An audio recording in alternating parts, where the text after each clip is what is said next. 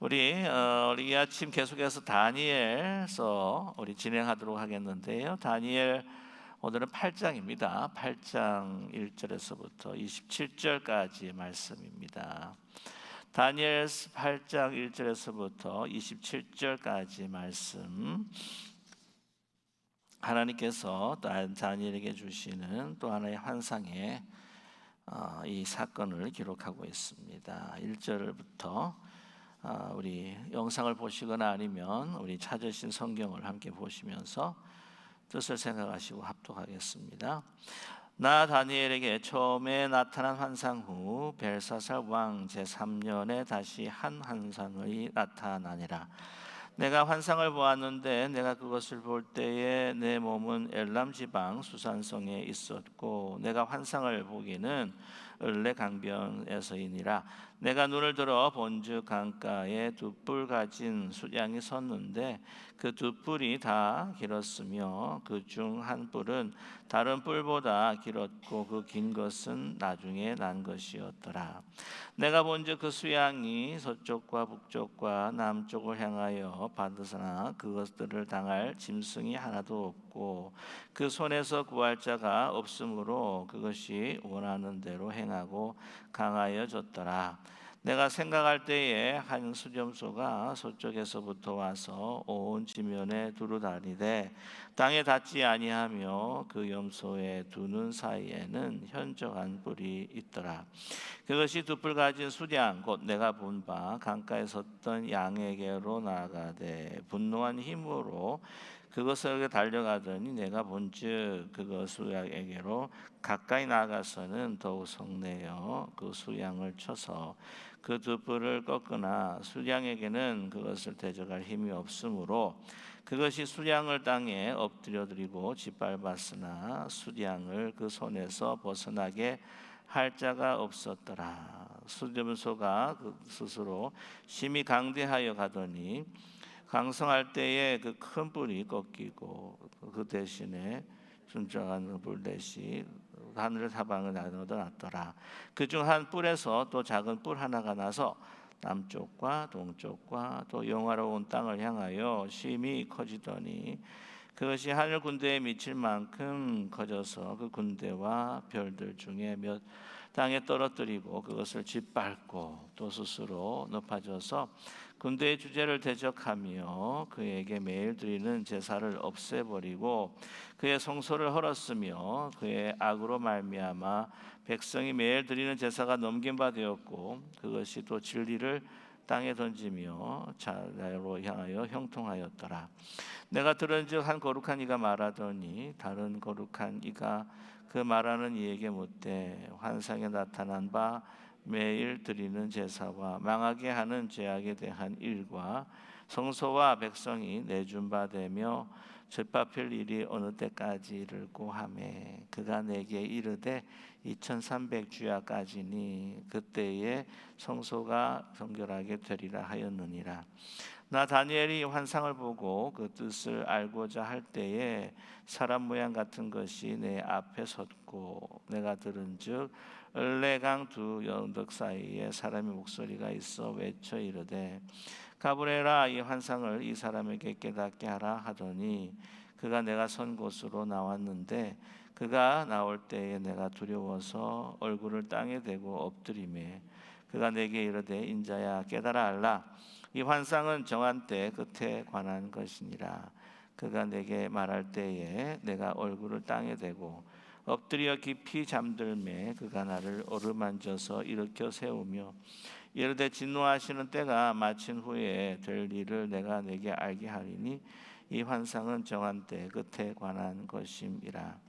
내가 본 바 두 뿔 가진 수량은 곧 메대와 바사 왕들이요 털이 많은 수렴소는 곧 헬라 왕이요 그의 두 눈 사이에 큰 뿔은 곧 그 첫째 왕이요 이 뿔이 꺾이고 그 대신에 네 뿔이 났은즉 그 나라 가운데에 내 나라가 일어나되 그의 권세만 못하리라.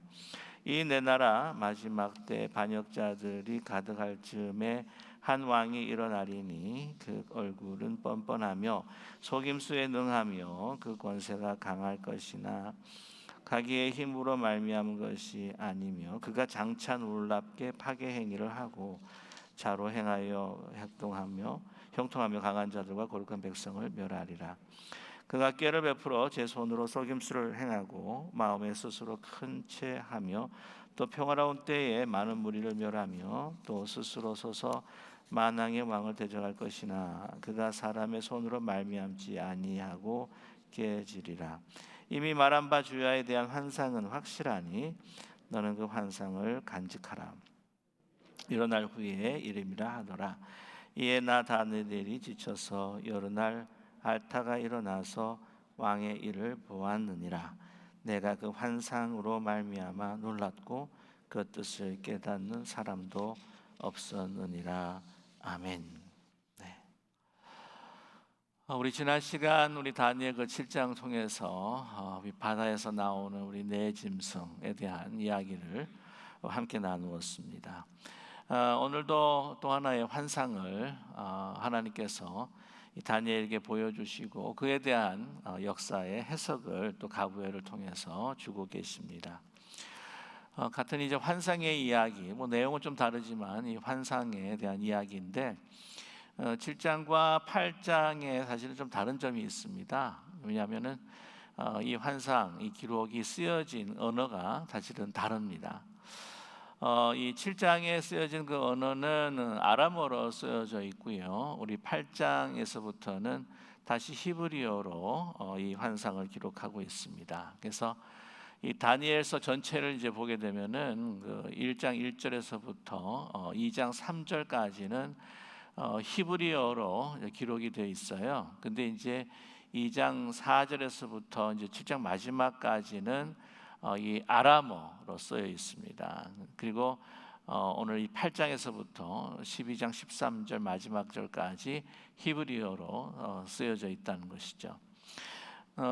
그 언어가 다르다라고 하는 것은 벌써 이 메시지를 받고 이 환상에 대해서 이 이야기를 할 때에 그 듣는 자들, 이 청중이 이 다르다, 이 포커스와 그 초점들이 이 소통해야 할 대상들이 다르다라고 하는 것을 짐작할 수가 있습니다. 그래서 이제 2장 그 4절에서부터 시작해서 이제 7장까지 7장의 마지막까지는 이제 온 세계 거민들, 그 이방인들, 특별히 이 바벨론 사람들과 또한 페르시아, 메데 바사 사람들도 다 알아야 할 하나님의 그 주관적 역사라고 하는 것을 우리가 짐작할 수가 있다는 것이죠. 이 환상이라고 하는 것은 하나님께서 이 세계를 주관하시고 이 세계의 역사, 이제는 이 이스라엘 민족을 넘어서 또한 그 당시 그 페르시아, 메데 바사를 넘어서 정말 인류 모든 종말에 대한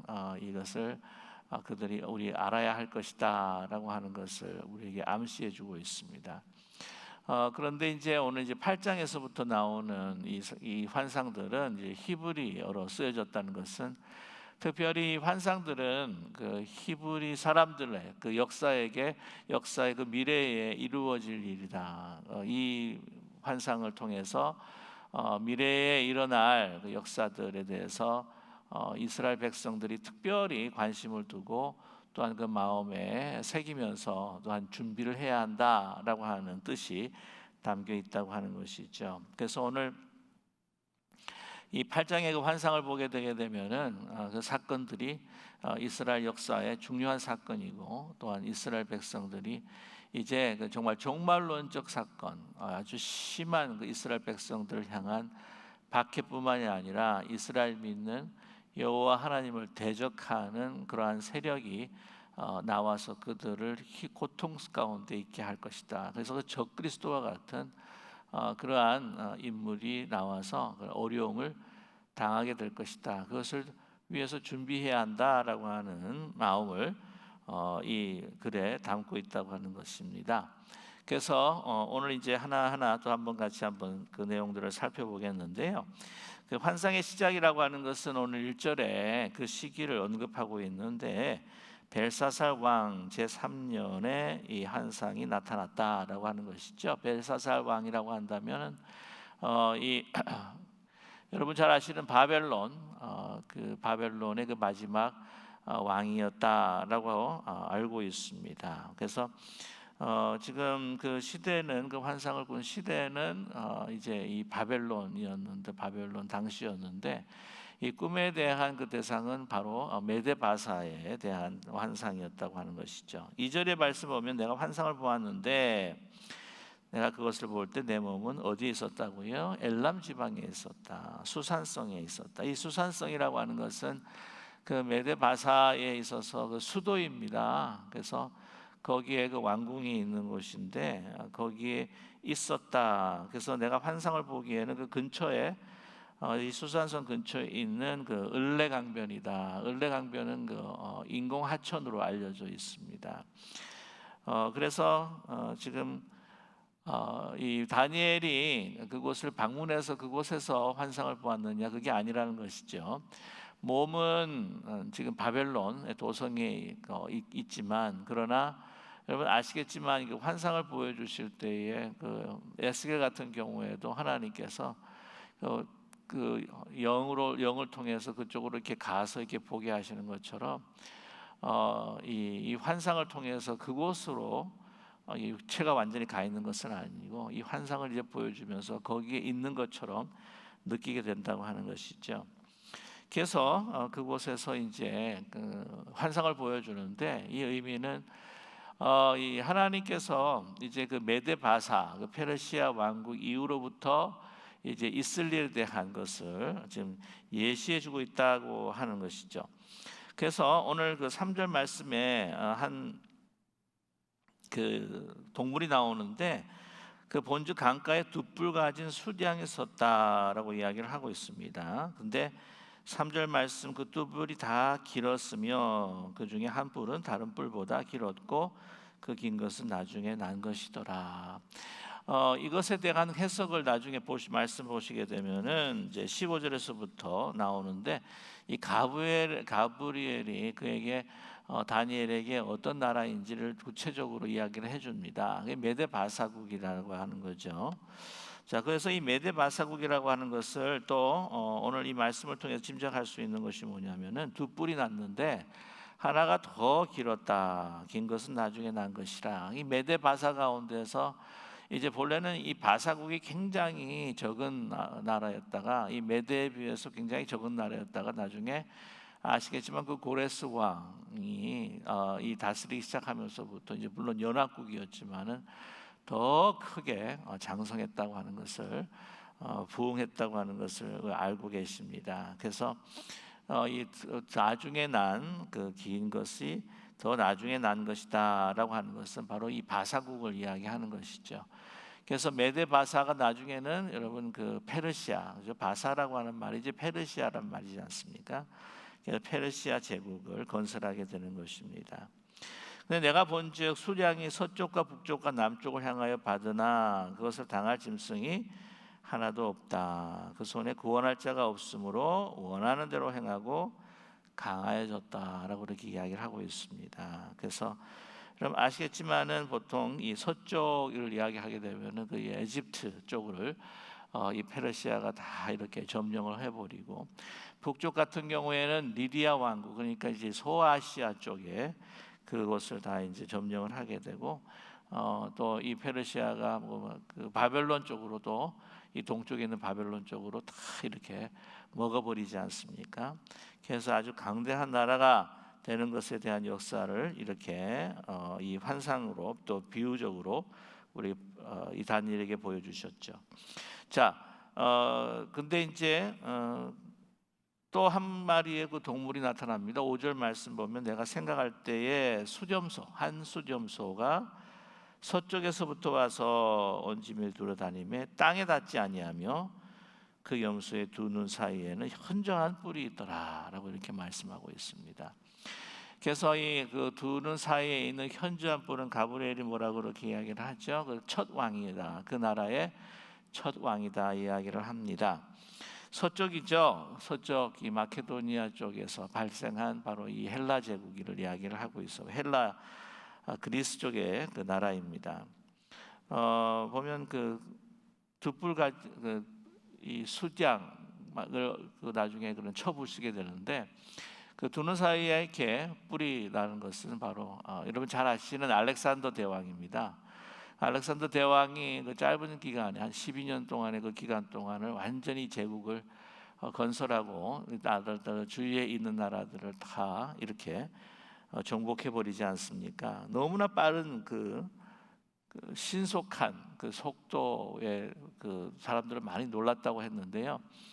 그래서 오늘 말씀 보게 되면은 이 5절에 온 지면에 두루 다니는데 땅에 닿지 아니하며 땅에 닿지 않아. 그 수량이 땅에 닿지가 않는 거예요. 그만큼 빠릅니다. 그렇게 빠르게 그 지역들과 다른 나라들을 또한 정복했다고 하는 것이죠. 그렇게 신속하게 정복을 했기 때문에 여러분 7장에서 이 헬라 제국을 어떤 동물에 비유하고 있었죠? 표범에 비유했던 것을 기억하실 것입니다. 자, 그래서 그 분노한 힘으로 이제 그 두 뿔 가진 수량 그게 아주 그냥 분노한 힘으로 그냥 달려가게 됩니다. 그래서 오늘 보면은요 7절 말씀 보게 되게 되면은 그 숫양을 쳐가지고 두 뿔을 꺾어버리죠. 페르시아의 멸망을 이야기하고 있습니다. 헬라 그 제국을 이제 건설했던 그 알렉산더 대왕이 그 정말 그 거대했던 페르시아 이 제국을 이제 치게 되는데 그때 마지막 왕이 다리오 3세. 여러분 그 다리오 1세가 그때 다니엘 6장에서 보았던 사자굴과 그 다니엘과 사자굴에 관계되었던 그 왕이 다리오 1세인데 다리오 3세가 이 페르시아의 마지막 왕이었습니다. 그래서 두 번에 걸쳐서 아주 큰 공격을 알렉산더 대왕이 감행을 하게 되는데 두 번 전쟁에 다 패하게 버리고 나중에 결국에는 주전 331년에 페르시아가 이 헬라 제국에 의해서 알렉산더 대왕의 발밑에 무릎을 꿇게 되고 말지요. 그리고 난 다음에 이제 343년으로 323년이죠. 323년에 갑작스럽게 33살의 나이로 알렉산더가 죽게 됩니다. 뭐 여러 가지 설이 있습니다. 뭐 이제 말라리아로 죽었다, 어떤 이는 독살로 죽었다라고 하는 이야기인데 정확하게 우리는 알 수가 없습니다. 그래서 이 나중에 이 그 나라가 네 조각으로 나서 이제 네 왕국으로 분열이 되게 됐지요. 그래서 그것도 오늘 이 환상 가운데에서 나오고 있습니다. 자, 8절 말씀 보게 되면 수점수가 스스로 심히 강대하여 가더니 강성할 때 그 큰 뿔이 꺾이고 큰 뿔이 꺾였다는 것은 알렉산더 대왕의 죽음을 의미하고 있죠. 그 대신에 현저한 뿔렛이 하늘 사방을 향하여 났더라라고 이렇게 이야기합니다. 뿔렛, 이 뿔렛 하면은 이제 그 나라 권세를 항상 이 상징을 하고 있습니다. 그래서 이 다니엘 서나 아니면 요한계시록을 보게 되면은 이 환상 가운데 뿔이 나 있지 않습니까? 권세를 의미하는 거예요. 나라, 왕권을 이야기하는 것이 상징하는 것이 바로 뿔인데요. 넷이 하늘 사방을 향하여 났더라라고 이야기합니다. 갑작스럽게 알렉산더 대왕이 이제 죽었기 때문에 이 후계자를 정하지 못하고 죽게 되었습니다. 그런데 이제 마지막에 남겼던 말이 이 나라, 이 제국은 가장 강한 자가 통치해야 된다. 그래가지고는 거기에 아주 유능했던 그 7 장군들이 있었다고 하는데요.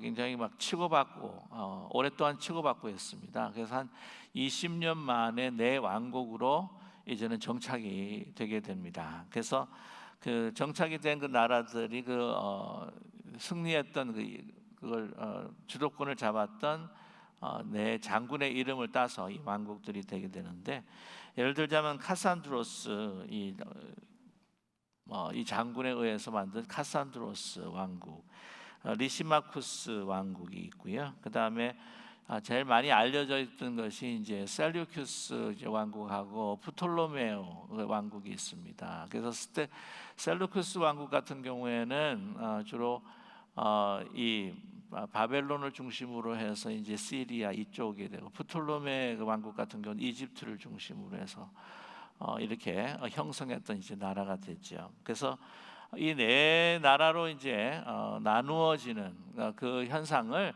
오늘 여기에서 이 네 뿔의 사방을 하늘 사방을 향하여 놨더라라고 하는 것으로 지금 표현하고 있습니다. 자, 그런데 오늘 9절 말씀을 이제 보게 되면은요, 그 중에 한 뿔에서 또 작은 뿔 하나가 나서 남쪽과 동쪽과 또 영화로운 땅을 향하여 심히 커졌다라고 이렇게 이야기를 합니다.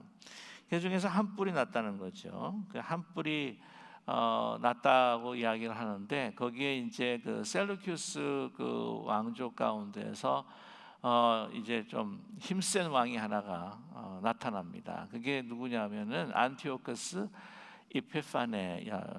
에페파네스, 안티오코스 에페파네스라고 하는 왕이 나옵니다.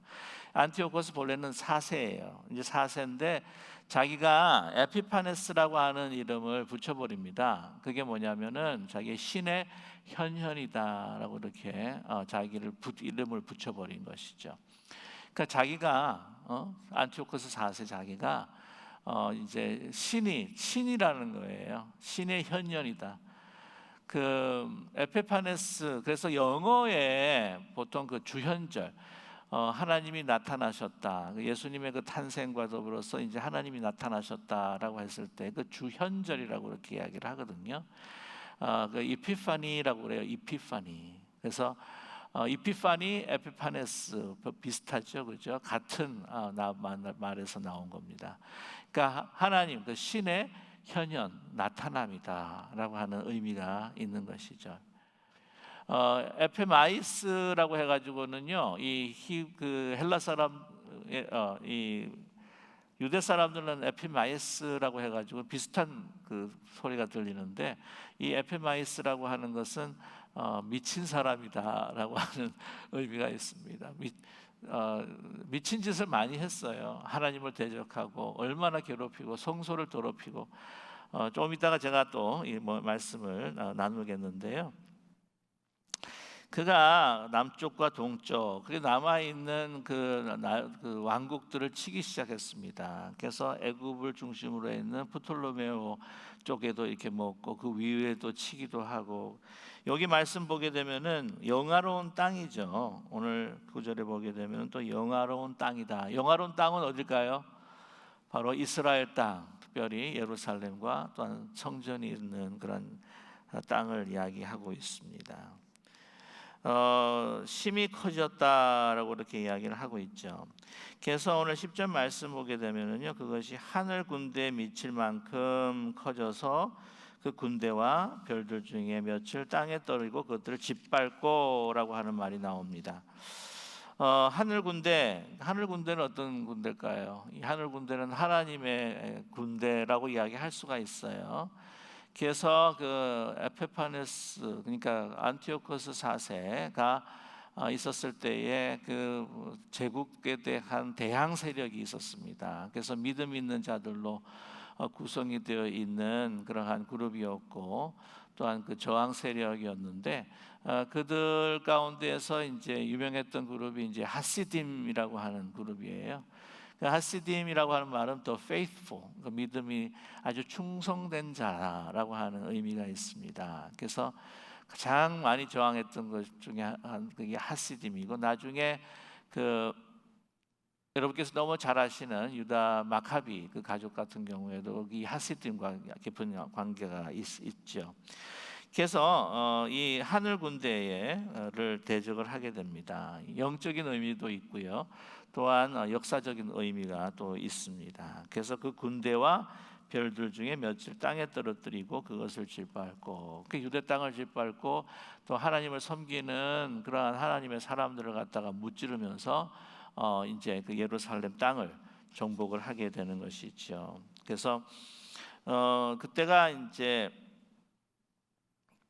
주전 167년 정도가 됩니다. 그 12월 달에 그 정복으로 해가지고는 나중에 한 3년 동안 그 땅에서 정말 이 유대 백성들 하나님을 대적하는 어떤 자기 자신이 신이라고 내세우면서 굉장히 그 자신이 이 이스라엘 백성들을 갖다 괴롭게 하고, 또한 성전의 어떤 제사들을 다 그냥 폐해버리고, 이 토라 하나님 말씀을 그 경전을 읽는 것들도 다 막아버리고 하는 그러한 그 고통을 그들에게 주게 됩니다. 자, 그래서 오늘 그가 행했던 하나님을 대적하고 이스라엘 백성들을 괴롭혔던 적그리스도적인 어떤 행위들을 기록하고 있는데요. 11절 말씀을 보시면, 또 스스로 높아져서 군대 주제를 대적하며 그에게 매일 드리는 제사를 없애버리고 그의 성소를 헐었다라고 그렇게 이야기를 하고 있습니다. 그래서 성소를 여기저기 막 허물어 버리고, 거기에 제우스 그 신상을 갖다 거기에 세우면서 그 앞에다가 이 유대 사람들이 제일 싫어하는 음식 있죠. 돼지고기. 이 돼지를 제물로 삼아 가지고는, 제물로 태워 가지고는 그 성전 한 가운데서 그런 일을 벌였으니까 어떻겠습니까? 그 믿음이 있는, 하나님에 대한 그 믿음을 가지고 있는 그 유대, 그때 당시 유대 사람들, 그들이 하나님의 그 임재가 임하고 있다고 하는 그 성소를 그렇게 더럽히니까 분기탱천하지 않겠습니까? 어쩔 수가 없죠. 힘이 없어서 지금 굴욕적인 상황을 당하고 있기 때문에 어쩔 수 없는 부글부글한 끓어오르는 그런 마음들을 가지고 있었습니다. 매일 드리는 제사도 없었어요. 성소를 허들었고요. 그의 악으로 말미암아 12절이죠. 백성이 매일 드린 제사가 넘긴 바 되었고, 또 진리를 땅에 던지며 자의로 행하여 형통하였더라라고 이렇게 이야기를 합니다.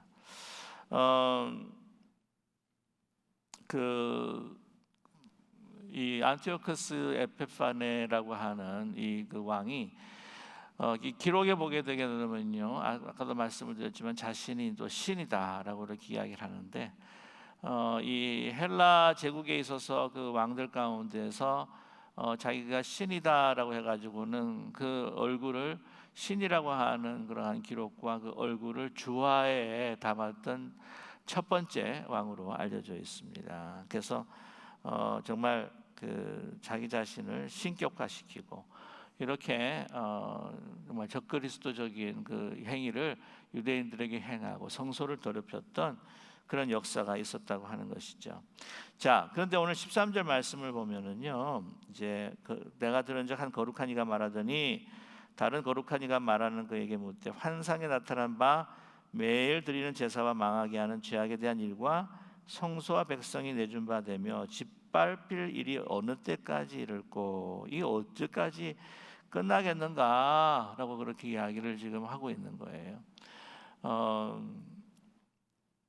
14절 말씀 보면, 그가 내게 이르되 2300주야까지니 그때 성소가 정결하게 되리라 하였느니라 라고 이렇게 이야기를 합니다. 그래서 이제 2300 주야라고 하면은요, 그래서 이것을 이제 주야니까 evenings, mornings and evenings이기 때문에 이거를 이제 날로 계산을 하게 되면은 그걸 반으로 나누어야 된다. 그러면 1150일 정도가 나오게 됩니다. 1150일 정도 나오게 되면은 그 3년이 조금 넘고 3년 반보다는 조금 이렇게 적은 날이 되는데, 이 보게 되면은 그 날을 보면 역사적으로 봤을 때에 한 3년 정도를 이 안티오코스 에피파니 그 왕이 그 정복했던 그때 167년에 정복을 하고 난 다음에 그 다음에 164년 주전 164년에 갑작스럽게 죽어버립니다. 그래서 그 유다 마카비가 이르렀던 그 저항운동, 독립운동이 성공을 이루게 된 것이죠. 그래서 전쟁에 패해서 죽는 것이 아니라 갑자기 역사 가운데 이 병으로 아마 죽었을 가능성이 많다. 그래서 갑작스럽게 죽음을 당하게 되죠. 그래서 이제 그 날이 끝을 맺게 됩니다. 그래서 이제 그 날들 한 3년에서 3년 반. 그 요한계시록에 봐도 또 다니엘 봐도 이 3년 반이라고 하는 기간을 계속 이야기를 하는데, 이게 그러한 그 유대 역사 가운데 있었던 일로 인하여서 이 3년 반이라고 이야기도 하고요. 그때도 말씀을 드렸지만 이 7년이라고 하는 완전한 그 날의 반토막이잖아요. 그러니까 고통과 또한 그 박해, 적그리스도가 이렇게 죄악과 그 악을 행하는 그 기간이 한정이 되어 있고 또한 한계가 있다, 끝이 있다라고 하는 것을 또한 우리에게 말씀해 주는 기간이라고 하는 것이죠. 그래서 오늘 17절에 보시면은요, 그가 내가 선 곳으로 나왔는데 그가 나올 때 내가 두려워서 얼굴을 땅에 대고 엎드리며 그가 내게 이르되 인자야 깨달아라, 이 환상은 정한 때 끝에 관한 것이니라. 이 박해, 이 적그리스도적인 행위, 이제 우리의 인생, 우리의 나라와 민족, 이 모든 것들이 다 끝난 것이 아니냐, 끝난 것이 아니냐 라고 그렇게 이야기를 할 때에 끝난 것이 아니라는 거죠.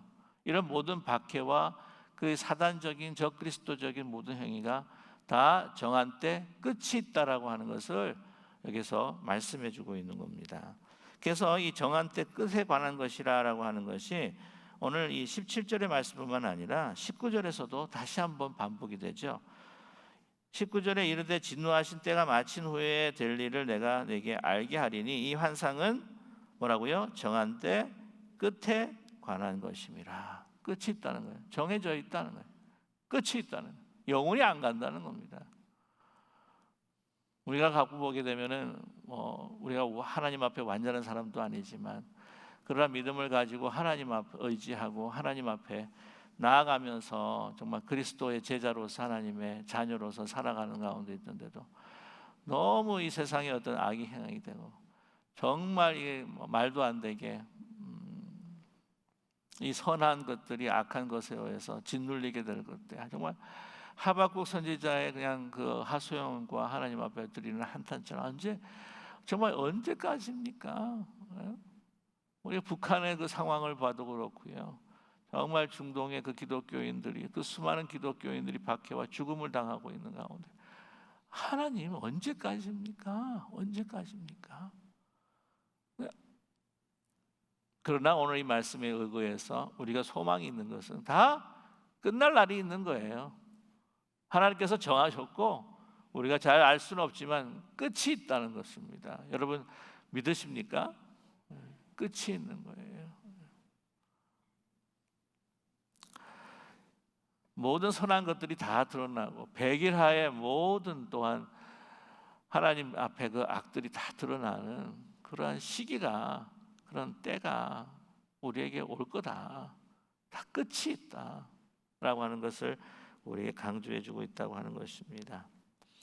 자, 그래서 그것을 또 쭉 이렇게 말씀을 하고 계시면서 오늘 가브리엘이 해석해 주고 있습니다.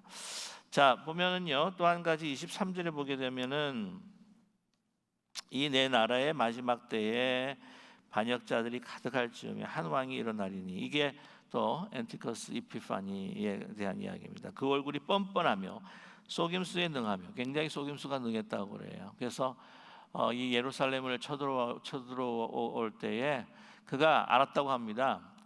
이 이스라엘 사람들은요 주일날, 그러니까 죄송합니다, 주일이 아니죠, 안식일날 아무것도 안 한다고 해요. 전쟁도 안 한다고 하는 걸 알아가지고는 그때 안식일날 쳐들어와요. 그래가지고 승리를 거머쥡니다. 그러니까 굉장히 속임수도 능하고요. 오늘 보시게 되면은 25절의 말씀 보면은 그가 꾀를 베풀어 제 손으로 속임수를 행하고 마음에 스스로 큰 체하며 또 평화로운 때에 많은 무리를 멸하여 라고 이렇게 말씀이 있죠. 평화로운 때에, 안식일, 평화로운 안식을 취할 때에 그때 쳐들어오는 그냥 간악한 왕이었다고 하는 것이죠. 자, 그래서 맨 마지막 25절 하반절 보시면 또 스스로 서서 만왕의 왕을 대적할 것이나 그가 사람의 손으로 말미암지 아니하고 깨지리라. 사람의 손에서 의해서 깨진 것이 아니라 갑자기 그가 죽음을 당했다고 하는 것이죠. 역사 속에 확 사라지고 말아버렸다고 하는 겁니다. 자, 오늘 26절 말씀에 이미 말한 바 주야에 대한 환상은 확실하니 너는 그 환상을 간직하라. 이는 여러 날 후에 이름이라 하더라 라고 말씀하고 있습니다. 그래서 다니엘을 통해서 이 이스라엘 백성들 이러한 날들을 갖다가 준비를 하면서, 그러나 이러한 날들이 너에게 닥칠 때에 낙심하지 마라. 더 마음을 강하게 가지고 이 모든 일에는 다 끝이 있을 것이다. 그리고 결국에는 어떻게 해요? 하나님께서 주관하시는 이 세상, 이 나라, 하나님께서 너희들에게 승리를 줄 것이다 라고 하는 말씀을 강하게 선포하고 있습니다.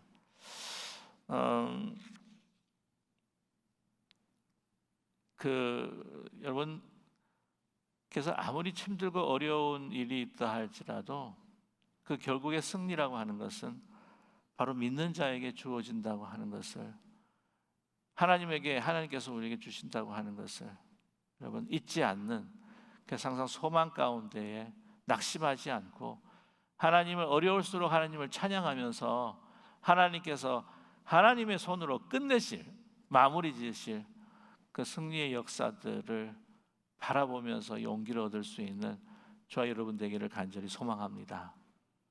여러분, 이스라엘 역사도 참 얼마나 고통스러운 역사가 많습니까? 정말 힘들고 고통스러운 그 역사가 있음에도 불구하고 어떻게 해요?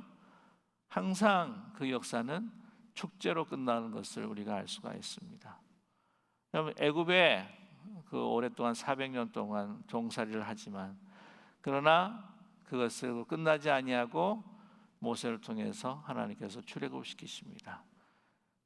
그래서 그것을 셀러브레이션 하는 게 뭐예요? 유월절이죠. 네. 또 뿐만이 아닙니다. 여러분, 아하수로의 왕 가운데 그 에스더, 하만의 그 계략으로 인해서 정말 온 유대 백성들이 죽을 위기에 당하지 않았습니까? 그러나 그것을 어떻게 해요? 하나님께서는 승리를 주시고 그들은 그 승리를 감사하면서 축제합니다. 그게 뭐죠? 불임절. 그리고 여러분 잘 아시지만 이 안티오카스 이피파니 그 왕, 그렇게 고통을 주고 정말 적그리스도적으로 이제 이스라엘 민족들의 모든 종교, 신앙, 문화 이런 것들이 다 말살되는 것이 아니냐라고 생각했을 때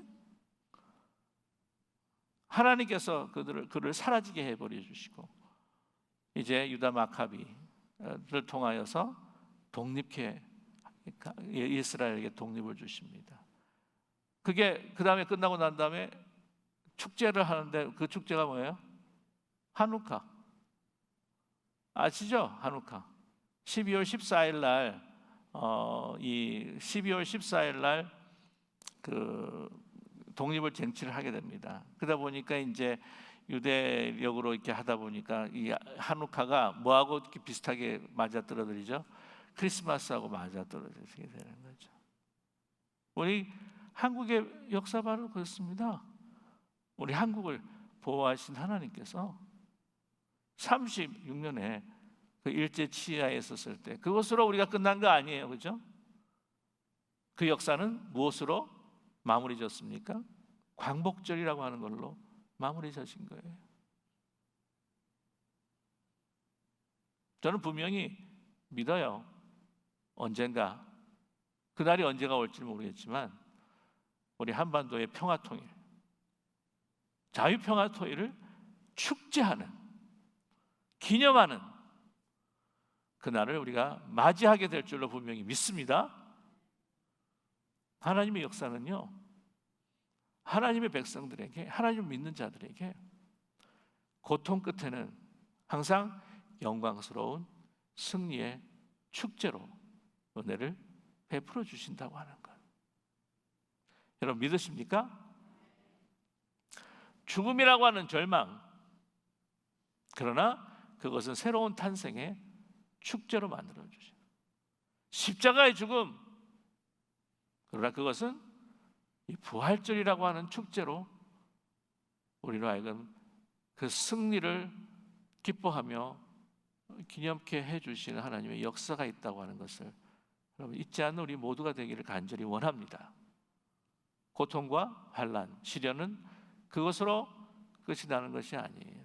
적그리스도가 인류 종말에 그렇게 권세를 부리면서 이전보다 엔티오커스 이피파니보다 더 악독한 그런 어둠의 역사들을 이 모든 세계에 다 뿌리고 또 그것으로 우리를 제압한다 할지라도 인자 대신 바로 예수 그리스도께서 이 재림을 통해서 승리의 축제의 날이 새로운 새하늘과 새 땅의 역사가 시작이 된다고 하는 것을 우리 말씀을 통해서 요한계시록을 통해서 우리에게 주시지 않으셨습니까? 온 우주의 역사나 우리 개인의 역사나. 여러분, 그래서 이 믿음이라고 하는 것은 종말론적인 믿음이라고 해서 역사관을 가진 믿음이라고 해서 그 축제를 미리 우리가 믿음으로 받아서 지금 고통과 현실 속에 있다 할지라도 그 축제의 그 미래의 그 시대를 그 순간을 믿음으로 지금 현재 그 기쁨을 누리는 것이 바로 믿음이요 또한 종말론적인 신앙인 줄로 믿습니다. 그래서 여러분, 어떤 엄청난 어둠의 사건과 상황 가운데서도 어떻게 해요? 다가올 우리의 기쁨과 하나님께서 베풀어 주실 승리의 축제를 우리 마음 가운데 담고 하나님의 그 주권을, 하나님의 인도하심을 찬양하고 기뻐하는, 그리고 하나님을 경외하며 선택하는 참으로 아름다운 빛의 자녀들이 되실 수 있기를, 저 여러분이 되실 수 있기를 주님의 이름으로 간절히 축원합니다.